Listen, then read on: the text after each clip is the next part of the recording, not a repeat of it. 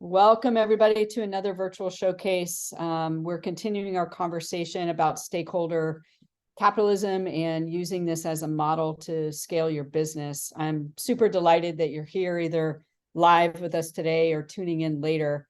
We've got a wonderful guest. He really inspired me because he's in an industry where some of the things he's going to talk about today you don't see. And they've done a really great job of implementing a stakeholder model across their business. So we're going to talk about that today. Those of you that I don't know, Terry Maxwell here, a serial entrepreneur committed to conscious capitalism and stakeholder capitalism principles.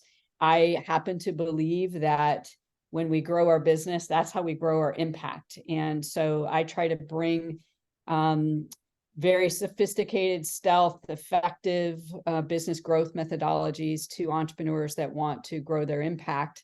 And that's my mission in life. I'm specifically in the process right now of helping to grow this movement because I think more people need to be aware of it. I believe that when we grow our business and we grow our impact, that is one of the best ways to really showcase the power of this model.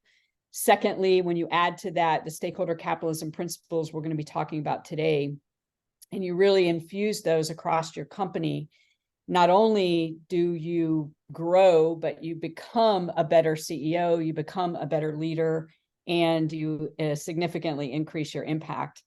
And ultimately, I believe that stakeholder capitalism is just a better way to do business, and more people need to be aware of it. And I'm on a mission to make sure they do become aware of it. I just really believe it's the way forward, and it's the way through a lot of the challenges that our country and our world faces. One of the things that we're doing is a series of gather and grow events, and they will be both virtual, as you're seeing today, as well as in-person events, first in Dallas, then in New York, and then in LA. The topics will be things like stakeholder capitalism, B Corp certification. We had a session last week about B Corp certification, also climate solutions, because I believe conscious businesses really can affect that, and then ultimately business growth. The last thing I want to say before I introduce David is SHIFCO has partnered with an organization called the National Foundation for Teaching Entrepreneurship. And what we do is we provide scholarships to the winners of the World Series of Innovation. And what NIFTY is, National Network for Teaching Entrepreneurship, is a way to bring middle school, high school, and post-secondary students together to learn entrepreneurship. And the World Series of Innovation, they create business concepts that make the world better. A lot of the really cool concepts that you might remember that are dealing with climate change and solar and pollution and plastics. A lot of the revolutionary business models that are now moving forward came out of NIFTY.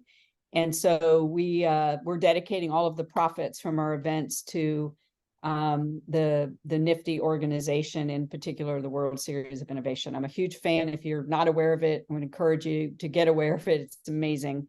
And the Youth Entrepreneurship Challenge and the World Series of Innovation is truly a way to show students, not only to help them stay in school, but to help them realize the power of entrepreneurship. So just my little plug for NIFTY, and I'll also put a link in if you want to learn more about it. So I'm delighted to introduce David to you. He was referred to me by Jennifer Scott, the local conscious capitalism chair, and she said, "Terry, you've got to meet David. He's amazing." And when David and I spoke, I'm not going to give away too much of his thunder, but I was blown away that in the space that he's in, that they were truly able to not only talk about stakeholder capitalism principles, but to actually live them. So I asked him to be on this virtual showcase to share a little bit about his story, a little bit about his organization. So David, talk a little bit about the decision to make trust the foundation of a IT information systems company, where you don't exactly think of trust as the first word when you're dealing with those organizations. So talk more about that, David. Sure thing. Thank you for the intro, Terry. Yeah, most of you know when you talk about IT, like trust isn't the first thing that comes to mind. And actually, there was a study by Energage where they went and interviewed 1,000 CEOs, and they asked, what is your least trusted areas of the organization?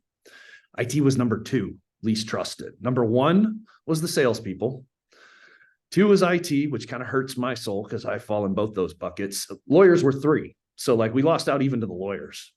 And this ties into our kind of our backstory and how we arrived at trust as our kind of a pillar of ours.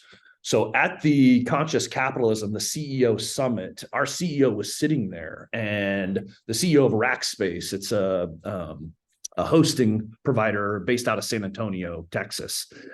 He got up and asked the question of a room of about 100 business leaders at this CEO Summit and said, how many of you have a great relationship with your IT vendor or department? And 6 people raised their hand out of 100. And our CEO was one. And he was like, that's messed up. Like, what's going on here? And he says, I have no idea what the guy talked about because I wasn't paying attention. I was so distracted and just focused in on this. Why is this way? Why is there such a lack of trust between business and IT? And so he spent time thinking a lot about that. Fast forward to kind of him coming back and downloading with several of us. And then myself, one of the other founding partners, Rick Deanda and Curtis Hyde, our CEO, the 3 of us went to a workshop on the book Speed of Trust. Some of you might be familiar with this book by Stephen Covey. And in it, he talks about 13 behaviors. Well, kind of blew our mind. It was like, wait a minute, like we have this huge trust gap, and there's actually things that we can do to bridge that. Intentional, active things we can choose to do on a day-to-day basis that can help us to build trust. And so we came back and we're like, this is going to be something that will become part of our culture. And so that was 2011. So a few years ago. Fast forward to now, we actually have trust pods that we run on a regular basis. And that basically is a small group that gets together once a week and you talk about one of the trust behaviors. You talk about how is it practiced well? How is it practiced poorly? Maybe a counterfeit. Make commitments for how you're going to practice that over the next week. And then when you come back together, you talk about, how did I do? Maybe I did well.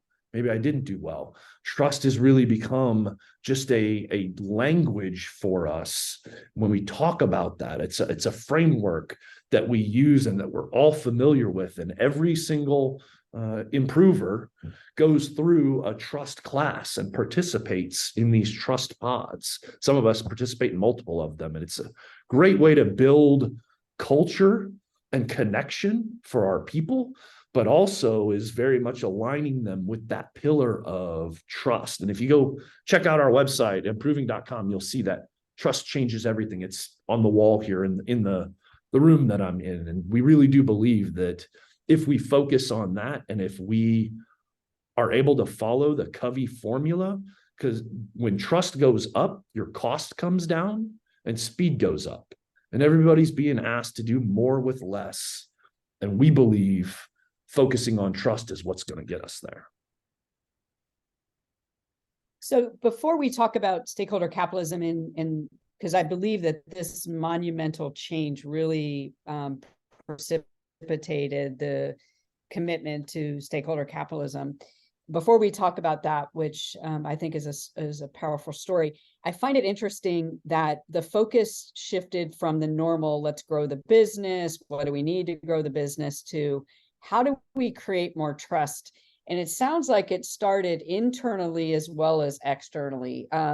Is that the way that you experienced it, that there was internal dialogue that really preceded your customer starting to trust you?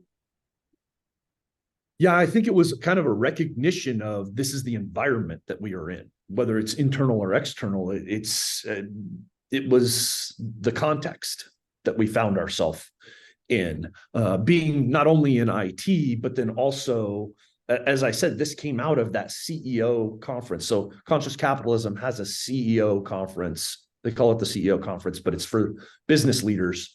And it was rooted in that. And we had found conscious capitalism as this framework and vocabulary for things that we'd been doing since we started the company. We just didn't call it that. And I know we'll talk more about conscious capitalism specifically, but it really was born out of this idea of we want to be a great place to work for our people. And we want to do good work, because when we do good work, you feel fulfilled. You're aligned to a purpose. There's very few people I know that get up in the morning and want to have a really crappy day. Like, we want to do something meaningful. We want to provide something to the world. And so what does that meaningful work look like? And how do we align to that greater purpose was an intent that we had. And as we thought about it and we found ourselves in these low trust environments, it became really hard to do meaningful work or to connect to other people. There's this mistrust, or we've all experienced those cultures, right? Where there's like the meeting before the meeting or the meeting after the meeting, or like the CYA stuff that goes on that's really expensive in terms of everybody's time and energy, but it's because there's low trust. And so for us, it was about making things easier for us and better for our employees, but then also as a byproduct, those ripples go out. They go out into our customers, out into the ecosystem, out into the industry. I love that.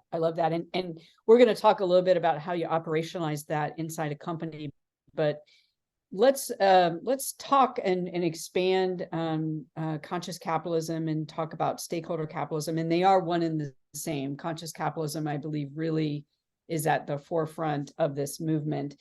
In your mind, what does stakeholder capitalism mean for folks that are hearing about it for the first time? And keep in mind, that's my objective, is I want millions of people to hear about stakeholder capitalism and conscious capitalism for the first time, because I know those folks are out there. What does it actually mean? And then we'll talk about why Improving really adopted the model and why it matters to your organization. Yeah, I think it's important that we have those words, stakeholder and conscious, because so many times people, when they say just capitalism, what they actually mean is shareholder or extractive capitalism. It's the bad rap that capitalism has gotten, right? It's the picture of like the fat cat sitting on a pile of money with a stogie. Like, that's not capitalism. That's about being extractive. And quite frankly, we believe that those bad operators will tend to work themselves out of a true capitalistic society. For us, the capitalism becomes more about that stakeholder model, looking at that larger ecosystem, not just the shareholders, although they are a piece of it, as are our clients, as are our employees, but then thinking about the community, thinking about your industry, thinking about your vendors, your partners, maybe even thinking about the environment as part of that group that you as a business, as an organization, should provide value to. It's what makes you who you are. It's what makes you, serves your purpose and helps you to fulfill that purpose. And so thinking about that larger group and what is the way that we provide value to each of those pieces. And not that every piece is going to be exactly equal, and not that there aren't trade-offs. Life's about trade-offs, but are you intentional about those trade-offs versus shareholder capitalism that is simply focused in on what is the maximizing value of share price, which we believe to just be a myopic and wrong-headed way to think about a business. And David, there's a lot of research that supports that implementing a stakeholder capitalism model is actually gives you better financial performance. I know you've read some of that research as well. Why do you think that is? I mean, I know it's obvious to us, but keep in mind, my goal is to reach millions of people who are sensing this, but they don't know conscious capitalism exists. Why do you think that companies experience better financial returns when they focus on the larger picture of stakeholders versus shareholders and just pure profit? Yeah, there's a great book by Raj Sisodia called Firms of Endearment, if you've read that. There's a number of them, but they talk about how these conscious business outperform, and not like outperform by like 10% or 20%. It's like 200% their peers that aren't focused on this type of a model. The reason I believe is it's as successful as it is, it goes back to the trust thing. Think about in your business, if you don't have to pay that trust tax, as Covey calls it, how much more you can do. You can be more effective, right? You can get more done because you're not having to have the meeting before the meeting after the meeting, right? All of that running around and the extra effort that it takes because it's a low trust environment. So you get an accelerated performance based off of that. And it might not be explicitly called out, but you know when you trust somebody and you know when they have your best interests at heart. You see it typically in their actions. You know, we talk about at Improving, my team's heard from me on a regular basis. We judge ourselves by our intent, but we judge others by their actions. And recognizing that when I see you doing things that honor that stakeholder model, providing value to the community, then when those actions happen, trust goes up for me. And so all of these trust dividends that you are getting ultimately, I believe, roll up into that accelerated performance for you as a business. And I think you've probably found that your employees are more loyal, they're more committed to your customers because they know they're feeling the commitment from the company. Is that the way you've experienced it? For sure. So one of the examples of us living out of our stakeholder model is we do training. So we have classrooms where we do trainings on a daily basis. Prior to the pandemic, now it's about once a week. But we have these training rooms.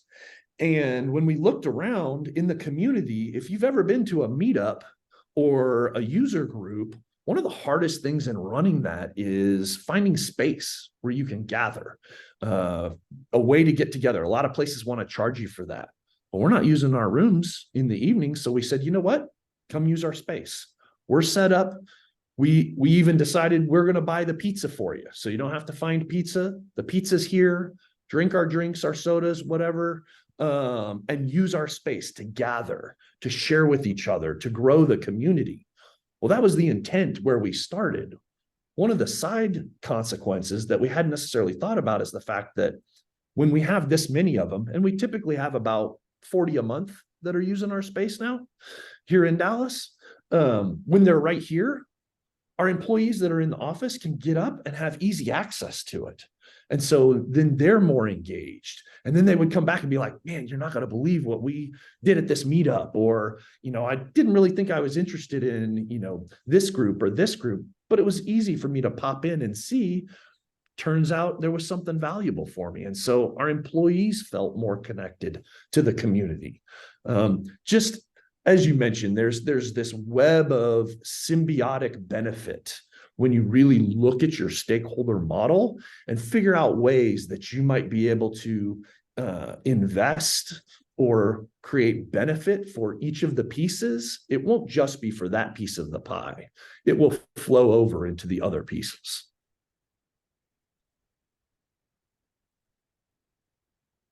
Oh, that's a great way. And that's a good segue to operationalizing stakeholder capitalism. How do you do it with customers and beyond the use of the training rooms? And by the way, that's legendary. I've heard several people mention that. But how do you operationalize these fundamental principles with your customers so that it feels tangible with your employees and with the community? I go back to we judge others by their actions, like finding ways to actually put feet to it. For us, a big part was sitting down and figuring out what our company values are. Because when you have those, and we have them written out in a one-pager that every new employee gets, we call them our guiding principles, because it's not just our values, it's also our purpose and our ambition and our commitments. But when you have those values, and they're not aspirational values, they're intrinsic values, like who you actually are, then you can attach actions to that and you can live those out. And people can see that. People can validate that what you're saying is true based on what it is you're doing. I know that I've been to other businesses that maybe have values up on the wall, right? And if you ask somebody, do you experience these on a daily or weekly basis? Not necessarily true. And so for us, it has been really big about making sure we have clarity on those things.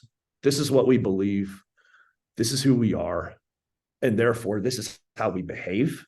But then also having regular touch points where we go back and our stakeholder model, our stakeholder map, we revisit that on a regular basis and say, are we missing anybody? Is there a hole here that maybe we hadn't thought about? One of the things that early on we realized in our employee bucket, well, we have employees. Well, everybody has employees, right? If you're a business, you have employees. Well, our employees really aren't just the folks that show up from 9 to 5, but there's people that they spend time with from 5 to 9 that make them who they are. And they're part of our stakeholder model, those families, those friends, and expanding that concept out to say, how might we serve them? What might be something that we do? So we had taken our regular employee events and we made them not just, for you and your significant other, then we do family events. So every other month we'll do a family event. We've got a water park here in Dallas called Hawaiian Falls. And actually on Saturday, we're going to have a whole bucket of us with kids and significant others and big kids and little kids to go on the water slides and hang out and spend time and get to know each other, spend time building relationships with those folks. And it's important, but that was a hole in our stakeholder model early on that it was like, ooh, we should fill that. What does that look like? What might be the little thing that would do that? And I know there's a number of folks whose kids ask regularly, like, when's the next thing? Or when are we going to have an opportunity to run by the office? It just really builds that, weaving that stakeholder model into your culture. I love that. And, it's so funny. The thing about stakeholder capitalism, it's never done. When you're truly committed to the principles, it's really about just getting a little bit better each day, each week, each month, really tapping in and listening more than you're talking, looking for ways to do the right thing in the right ways with the right people, but not holding yourself to an unrealistic standard and just simply trying to be a little bit better. Is that the way you've experienced it? Absolutely. It's a journey, not a destination, right? I think that's the saying. And certainly aligns with that idea of a growth mindset, right? As long as you ascribe to that as a potential, well, I'm always going to be growing. And if I'm always going to be growing, then I can be evolving and moving to a better state of me, whether that's me or the organization. Another saying that we hear is, as the people grow, so grows the organization. And so you want to have that growing and that continued evolution. I love that. Before we talk about conscious capitalism and both of our connection to that wonderful organization, you mentioned something that I just really want to drive home, that I think the key to stakeholder capitalism is working on the inside first before you go to the outside. A lot of times I think people, they promote all the wonderful things that they're doing before they've really internalized those values inside the company. Can you just share a little bit about how you guys really made sure that the inside had internalized it and were living it before you really started talking about it. Because I think there's a lot of greenwashing occurring right now, and a lot of people talking about being, committed to these values, but they're not living them inside. Can you just share a little bit about that, David? Sure. I would say it probably was rooted in the way we arrived at our values. So tell that story real quick, and then I'll talk a little bit about how it shows up regularly for us. So if anybody's familiar with this exercise called Mission to Mars, has anybody heard of this before? No? Awesome. So we did this early on, and the concept is, all right, we're going to send a spaceship to Mars that's going to recreate our company as it exists today. The catch is there's only 6 seats on the spaceship. So who are the 6 people in the company that you're going to send to recreate the company on Mars? So we sent that out. Everybody put down their 6 names of, whoever they thought they were going to send, sent it back in, collated the list down to here's the list. So same exercise, another round, going to Mars, going to make improving on Mars. 6 people. Who are the 6? But you can only pick from this list. So we did a couple iterations to that until we got, here's the 6 people that we believe would be able to recreate the company. And then the pivot happens and you say, okay, why these 6 people? What is it about them that means they would be able to do that? So then we did that exercise with the table, and we had actual cards. That's why I'm doing this hand. Wrote on the card, like, what is it about this person? Oh, they're reliable. Oh, this person is motivated. We started laying out all these attributes of these people. Who are they? And what is it that makes them the person you would send to recreate the company?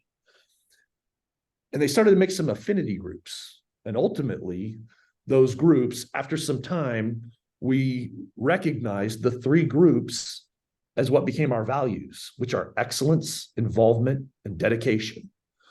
And those little cards gave us the sub-bullets that went under those that said excellence. Well, what does that mean to us? What does that look like?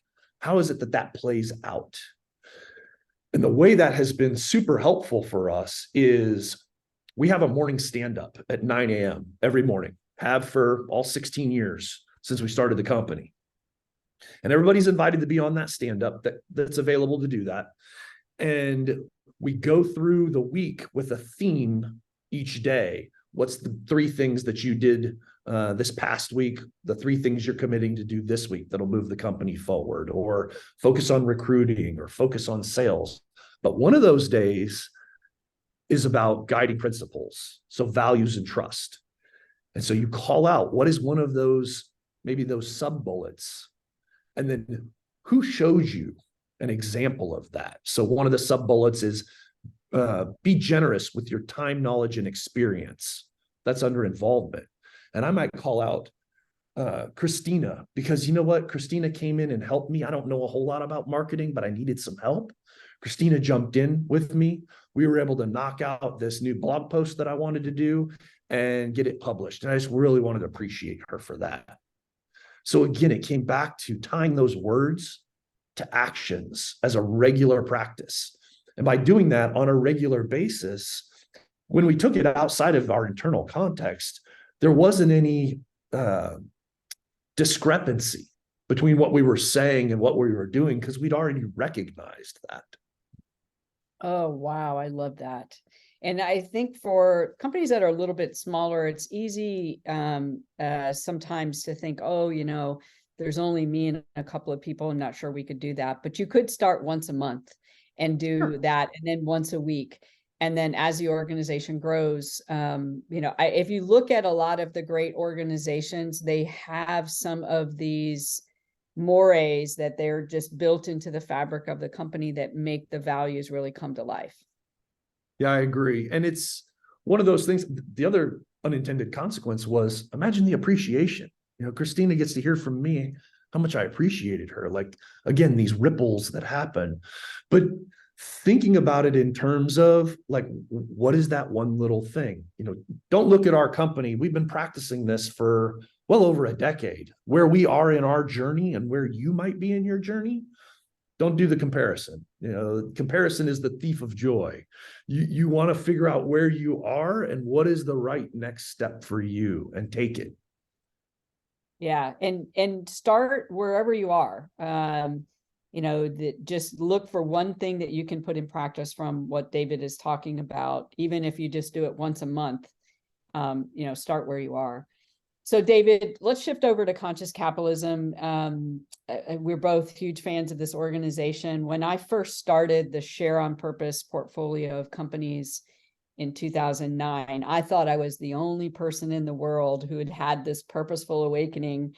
And I started, my first concept was Succeed on Purpose. That was our first brand. And I started publishing some blog posts about this purposeful epiphany. And one of my good friends, who had been a client a couple of years prior to this, Carrie Freeman Parsons, said, Terry, we need to have breakfast. I'm seeing you go through this big change. She knew that I had sold my company and was starting over with this purposeful, crazy idea of building a purposeful Shark Tank. And so she took me to breakfast and she said, have you heard about conscious capitalism? And I said, no, I haven't heard about it at all. And she's like, you've got to check this out. These are all people on the same journey. So your introduction, it sounds like when your CEO came back from the CEO conference, but I know you're super involved with them.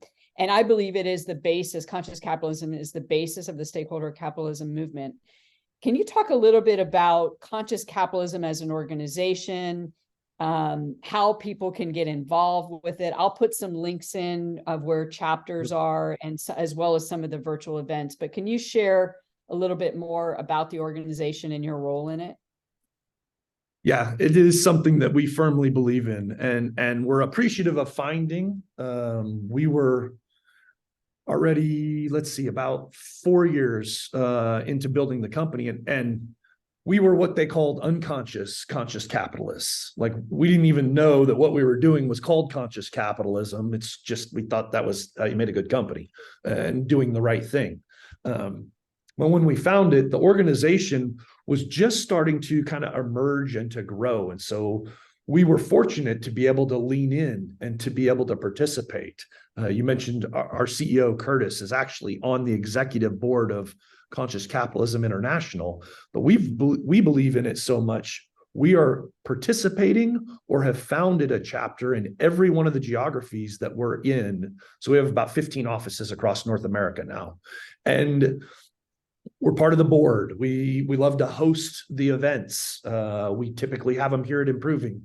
As part of that giving of our space for meetups, we do that as well. And it has been very impactful for us, just in terms of being able to share the message. Nathan Havey, if you're familiar with him and the work that he did with Beyond Zero, the movie that he made, it's about a carpet company, Interface, in Atlanta, and their move towards caring for the environment. And fantastic movie. Definitely catch it if you can. But we've been able then to help him to roll that out. And we did a Texas tour when we were showing it last year. And so it's been a great opportunity for us to give back as part of that community, as part of our stakeholder map and model. It's highly likely that whatever geography you are in, there is in the US especially, and Mexico, it's still getting a little bit of traction, growing traction in Europe. But it's likely that there is a chapter in your area. So go to, I think you put the link in the chat. Go check it out and see. If nothing else, show up to the event. There's some great people that really are looking to do business this way and are at various levels on their journey. So don't feel like, I don't really know that much. Very welcoming of those of us that are just learning about conscious capitalism, as well as those of us that have been practicing it for a while. It's just really inclusive and a great community. Yeah, I second that. And if you can attend a local chapter event, I put a link in there where you can see they have virtual events as well. And I think the reason why I encourage people to get involved, particularly those that I like to speak to who are just having their awakening and they're feeling like they're the only person in the world that wants to do this differently. It's really about collaboration. When we come together with the millions of people who want to do business differently, we make the world better. I believe that business is a force for good, and that if we can collaborate and bring a stakeholder capitalism model to the forefront rather than the capitalistic models that we often see featured television and movies, that's truly how we'll change the world. So encourage you, you're a supporter of our events as well, trying to grow this movement. We appreciate that. But please get involved either with a local chapter or Conscious Capitalism International. You will be happy that you did. I want to take a few questions and then we'll wrap up and I'll have David give some closing thoughts. We've got time for 2 questions.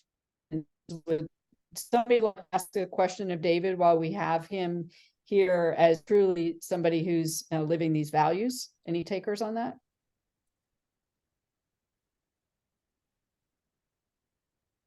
This is Elizabeth. I have a question, not quite about that, but it just seems with the returns of firms that are conscious capitalist firms, that there's so many advantages. Why isn't there more momentum? Like, what's holding things back? That's a great question. I honestly don't know what's holding it back other than a lack of visibility. And I know Terry and I have talked about, how is it we grow the movement, grow awareness? I mean, we see continually when folks lean into this model, when you're living this out, it's there. And so like the proof is in the pudding. It's just I don't think that everybody's as aware of it, or the awareness is more emerging, not mainstream. I 100% agree, and I think it's a brand awareness thing. I think people, what's in the news constantly and what's what people are talking about is traditional capitalism, and the people that are in this movement are so focused on doing good business that they don't necessarily tell their story enough, and that those stories don't get out there. And it's why I'm so committed to growing the movement. I think when more people find out it's a better way to do business, your employee retention is better, your customer retention is better, your profitability is better, when you really see all of that put together, and it just feels better. So yeah. I think we've got to band together and tell more of those stories. Great question, Elizabeth. Anybody else? We have time for one more question.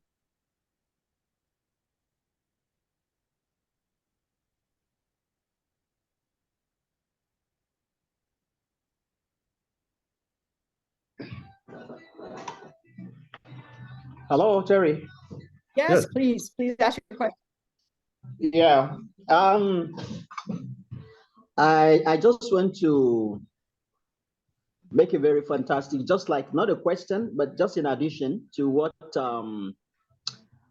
David said, and it's quite interesting when he was talking about trust. Being one of the main topic that was discussed among CEO, because as a CEO myself, I've been to I've attended so many forums in the past, and that has been something that has been so that the organizers have actually laid a lot of emphasis on trust, because trust is part of the corporate ethics as well. Because for an organization to be able to be very sound in regards to, probably, let me say, financial performance of a company also, we need some of these corporate ethics that will make it stand out, and that we give also, that we boost the success and the profitability of the company itself. So I was just like trying to see that it's quite interesting, and I'm able to pick something anyway that is really really nice with, the whole program. I agree. The greatest cost savings you can do for your organization is increase trust. Yes. That is spot on. And again, inside and outside. Well, David, thank you so much. You truly are a role model in this industry. Any closing thoughts? And then I'll just share some of the upcoming events that we have continuing on this journey. Any closing thoughts, David? Well, I wanted to say thank you for letting me share and for being here. I do believe that this is the best way to do business and that it is the way of the next generation. And so thank you for helping to spread this message, helping to grow this movement, and let's continue to grow together. Thank you. Love that.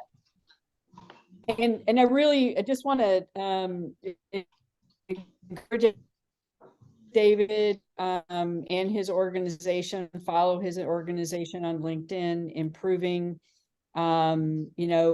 If you're involved with Conscious Mind, do that. Please join us for any of our other virtual showcases. If you're in Dallas, we have a series of Gather and Grow events that will be kicking off in September. We'd love to have you join those. Then it'll go to New York second and then LA third. We really do believe that we can grow this movement. And it boils down to one thing. Let's do good business in better ways. Let's do good business in better ways and help each other in the process. So David, again, thank you for being a role model and thanks for being on today. And thanks for all of our guests listening in, as well as the ones that will listen into the replay. Thanks, everybody. Thank you, everyone. Thank you, Sarah. Thank you. Thank you. Bye. We're